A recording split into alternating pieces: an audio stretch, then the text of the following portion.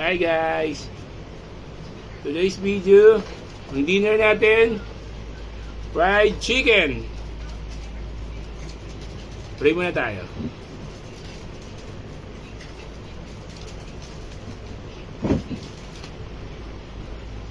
Bago kayo kumain guys, always mag-pray sa Diyos para ibalik lagi ng Diyos araw-araw at bigyan kayo lagi ng pagkain.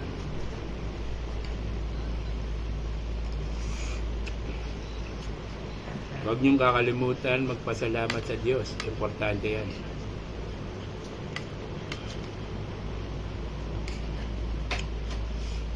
Pabigyan lagi niya kayo ng pagkain sa araw-araw.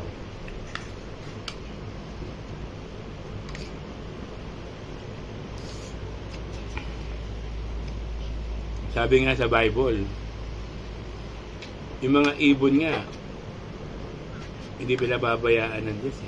Ikaw pang tao.